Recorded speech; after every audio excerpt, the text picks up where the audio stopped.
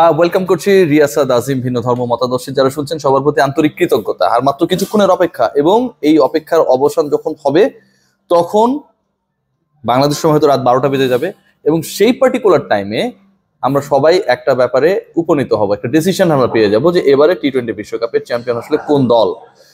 গুরুত্বপূর্ণ যে ডিসকাশন করতে যাচ্ছি, ভারত বিশ্বকাপের ফাইনালিস্ট, সাউথ আফ্রিকা তাদের পার্টনার, অপোনেন্ট, যেভাবে আমাদেরকে আখ্যায়িত করি না কেন, এবং এখানটায় এই পয়েন্টটাকে ঘিরেই আসলে অনেক ধরনের ডিসকাশন হচ্ছে।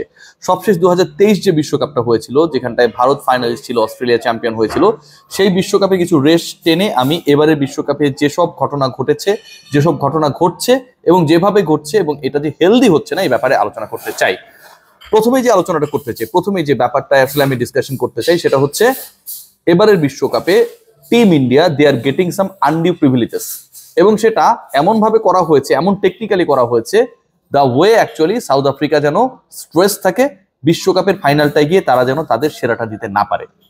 অনেকে মনে করতে পারেন যে রিয়াসাদ আজিম বায়াস আলোচনা করছে। একটু রিকল করে দেখুন, ত্রিনিদাদের যে এয়ারপোর্ট, যেখানটায় হচ্ছে সাউথ আফ্রিকা তাদের প্রথম সেমিফাইনালটা আফগানিস্তানের বিপক্ষে খেলেছিল, সেই পার্টিকুলার ম্যাচ শেষে একটা দল চার্টার্ড ফ্লাইট, আইসিসি এক দেশ থেকে আরেক দেশ, যেহেতু ওয়েস্ট ইন্ডিজে প্রায় 15-16টা দেশ রয়েছে, খেলা হচ্ছে বিভিন্ন Vincent, Saint Lucia, Barbados, Trinidad, Jamaica, অনেক জায়গায় খেলা হচ্ছে, তাই না? সো এই ট্রাভেলটা করার জন্য তারা এয়ারক্রাফট ভাড়া করেছে, চার্টার্ড এয়ারক্রাফট, যেটা পুরোপুরি আইসিসির আওতায় থাকবে, এবং সেখানটায় ক্রিকেটারদেরকে এবং ক্রিকেট সংশ্লিষ্ট যারা রয়েছেন, যারা ম্যাচ পরিচালনার সাথে জড়িত, যারা টুর্নামেন্ট পরিচালনার সাথে জড়িত, তাদেরকে ক্যারি করবে। এ পর্যন্ত ঠিক আছে, কিন্তু একটা সেমিফাইনালের পরে একটা পার্টিকুলার এয়ারপোর্টে ক্রিকেটাররা 9 ঘন্টা ওয়েট করছে যারা ফাইনালের ভেন্যুতে যাবে বার্বাডোসে। ভাবা যায়, ত্রিনিদাদ থেকে ফাইনালিস্ট টিম, যেই দলটা হারিয়েছে সদ্য আফগানিস্তানকে, সেই ম্যাচ শেষে এয়ারপোর্টে সাউথ আফ্রিকার দলকে ওয়েট করতে হয়েছে 9 ঘন্টা for their flight. Regular flight যদি হতো তাহলে কি এই অপেক্ষাটা করতে হতো? হয়তো হতো, সেটা অনেক বোধগম্য ছিল। কিন্তু আপনি একটা পুরো ফ্লাইট ভাড়া করেছেন আপনার ক্রিকেটারদেরকে, আম্পায়ারদেরকে, অফিসিয়ালদেরকে ক্যারি করার জন্য, এবং সেই ফ্লাইটটা যাবে ফাইনালের ভেন্যুতে। সেখানটায় ওই ফাইনালে পার্টিসিপেটিং নেশনের ক্রিকেটাররা 8 থেকে 9 ঘন্টা এয়ারপোর্টে অপেক্ষা করছেন। তারা ঘুমাতে পারছেন না, তারা কোনো কাজ করতে পারছেন না, ফ্রেশ হতে পারছেন না। কেউ দাঁড়ায় রয়েছেন, কেউ বসে রয়েছেন, কেউ মোবাইল টিপছেন, সেই মোবাইলের চার্জও শেষ হয়ে যাচ্ছে। ইন্ডিয়ার ক্ষেত্রে কি এটা হয়েছে? থ্রু আউট দ্য টুর্নামেন্ট হয় নাই। পয়েন্ট নাম্বার 1, মানে স্ট্রেসড করা যায় কিনা। এবং আফগানিস্তানকে নিয়েও আলোচনা রয়েছে যে তারা ম্যাচের আগে খুব ভালোভাবে ঘুমাতে পারে নাই, এরকম আলোচনাও রয়েছে। এই যে ঘটনাগুলো, এই যে পক্ষপাত দুষ্টতা যখনই ইন্ডিয়া থাকে তখনই হয়। যে জায়গায় ইন্ডিয়া সেমিফাইনাল খেলো গায়ানাতে, খেয়াল করে দেখবেন এটা আগে থেকেই ঠিক করা। আইসিসি যে প্লেইং কন্ডিশনে 10 ধারাতে উল্লেখ করা রয়েছে, সেকেন্ড সেমিফাইনাল হবে যদি ইন্ডিয়া সেটাতে যায়, এবং সেটা গায়ানাতেই খেলতে হবে। কেন ভাই, অন্য দেশগুলোর ক্ষেত্রে কেন হবে না? ইন্ডিয়া অনেক দর্শক রয়েছে, সে কারণে অনেকে যুক্তি দেওয়ার চেষ্টা করছে যে আসলে সেকেন্ড সেমিফাইনালটা তাদেরকে খেলানো হয়েছে কারণ সেটা সকালের বেলা হয়েছে, এবং সেটা ইন্ডিয়ান লোকাল টাইম রাত 8টার দিকে হয়েছে। আমি মাইনা নিলাম, তাহলে প্রথম সেমিফাইনালটা ইন্ডিয়া খেলতো, গায়ানাতে না খেলে তারা হচ্ছে ত্রিনিদাদে খেলতো, এবং সেটা সকালে করতেন, সমস্যা ছিল না তো। টাইমটা চেঞ্জ করে দিতে কি আসলে কোনো উপরওয়ালা থেকে কোনো ওহি নাজিল হয়েছে যে টাইম চেঞ্জ করা যাবে না?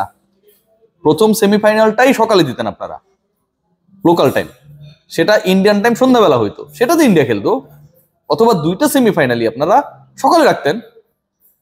এইরকম ফাইজলামিগুলো যখন করা হয় একটা দলকে সুবিধা দেওয়ার জন্য নির্লজ্জভাবে, যখন আইসিসি বাইলস প্লেইং কন্ডিশনের মধ্যে এই ব্যাপারগুলো চলে আসে, এই ব্যাপারে আসলে কিছু বলার থাকে না।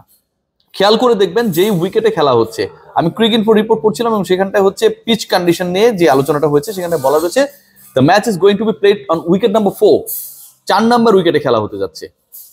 এখন যদি আমরা খেয়াল করি যে দুই দলের এবার টোটাল 59টা উইকেটের মতো হচ্ছে পেসাররা হচ্ছে বার্বাডোসের উইকেটে নিয়েছে, মানে পেসারদের একটা আধিক্য রয়েছে।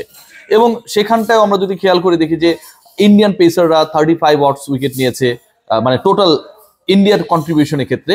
সাউথ আফ্রিকান পেসাররাও কিন্তু হচ্ছে 35+ উইকেট নিয়েছে, মানে কাছাকাছি। কিন্তু মজাটা যে জায়গাটায়, সেটা হচ্ছে ব্যাটিং স্ট্রেংথ। আমরা যদি ব্যাটিং স্ট্রেংথের আলোচনাটা করি, এবং সেই পার্টিকুলার ব্যাটিং স্ট্রেংথ নিয়ে আলোচনা করতে গিয়ে আমরা যে ব্যাপারটা স্পেসিফিক ভাবে পাই, সাউথ আফ্রিকার ব্যাটিং ডিপার্টমেন্টের থেকে Indian batting department far better. South Africa থেকে Indian batting department far better.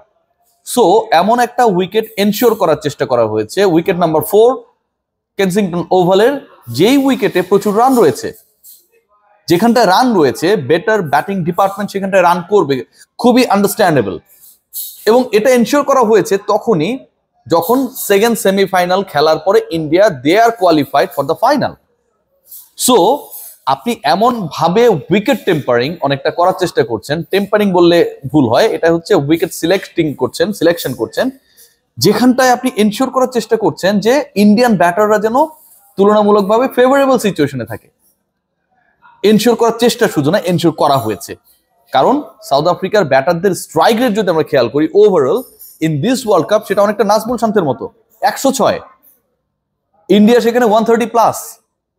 So এই যে 130-32-এর সাথে 106-এর যে তুলনা, যে পার্থক্য, এবং যেই পার্থক্যটায় ভারত এগিয়ে, তাদের জন্য ব্যাটিং সহায়ক উইকেট এনশিওর করার একটা চেষ্টা করা হয়েছে বারবাডোসের 4 নম্বর উইকেটে খেলিয়ে।